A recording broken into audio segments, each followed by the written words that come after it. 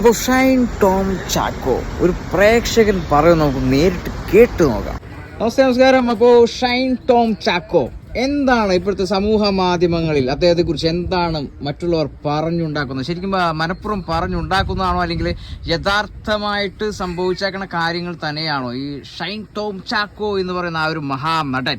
അതിനെ കുറിച്ച് എന്താണ് പറയാനുള്ളത്?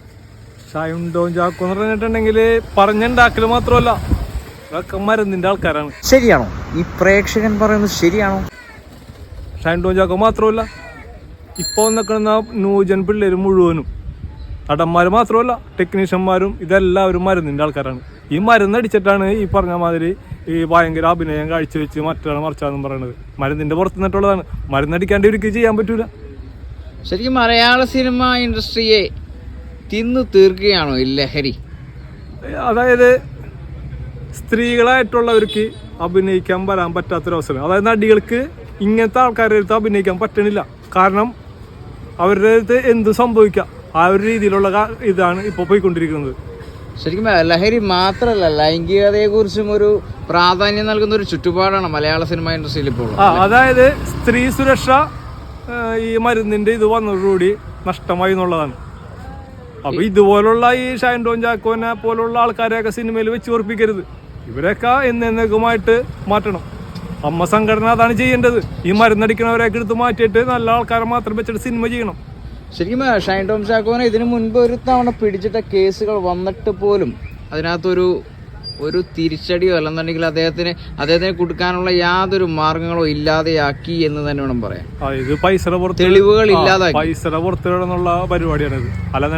അല്ലാണ്ടുള്ള എന്തോരം ചെറിയ ചെറിയ പിള്ളേരെ പോലീസ് പിടിച്ചൊന്നും പോണ്. ഇവരൊക്കെ ചെയ്യുന്നില്ലല്ലോ, അതാണ് ഈ പറ്റണത്.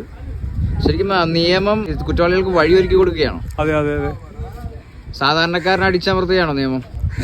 സാധാരണക്കാരനെ അടിച്ചമർത്തിയിട്ട് ഇങ്ങനെയുള്ള ആൾക്കാരെയൊക്കെ വലിയ വലിയ ആൾക്കാരെ പൊക്കിക്കൊണ്ടുവരാണ്. അപ്പൊ മലയാള സിനിമ ഇൻഡസ്ട്രിക്ക് വലിയൊരു ദോഷം തന്നെയല്ലേ അത്? ദോഷമൊന്നല്ല, മലയാള സിനിമയെ നശിപ്പിച്ച് കളയും. ആ ഒരു രീതിയിലുള്ള പോക്കാണ്. സിനിമയും അതുപോലെയൊക്കെ തന്നെയല്ല. ഈ സിനിമയും ഇപ്പൊ ഈ പറഞ്ഞ മാതിരി നല്ല ഒരു കുടുംബ ചിത്രം ഉണ്ടോ, വെട്ടും കുത്തും ഒരു നല്ലൊരു സ്റ്റോറി ഉണ്ടോ? ഇല്ല. ഈ വയലൻസ് ഇത് മാത്രമേ അത് കണ്ടുകൊണ്ട് ഇന്നത്തെ പിള്ളേര് അത് കണ്ടുകൊണ്ടുള്ള പ്രവൃത്തിയാണ് ഇവിടെ നടന്നുകൊണ്ടിരിക്കുന്നത്. അത് വയലൻസ് ആയിട്ടുള്ള സിനിമകൾ കാണാം, അതുപോലെ ഇവിടെ വന്ന് പ്രവർത്തിക്കുക, പോലീസ് പിടിച്ചൊന്നും പോവും, നേരെ അകത്തും പോവും. ഉള്ള ഭാഗ്യ പോയി. മാർക്കോ എന്ന് പറയുന്ന ആ ഒരു ചിത്രം റിലീസിങ്ങിന് ശേഷം, ആ ഒരു ചിത്രം കണ്ടതിന് ശേഷം വന്നിരിക്കുന്ന ഒത്തിരി ക്രൈമുകൾ ആ ഒരു ചിത്രത്തെ അടിച്ചേൽപ്പിക്കാൻ സാധിക്കുമോ? അതെ, ക്രൈം കൂടിക്കൊണ്ടിരിക്കുന്നു.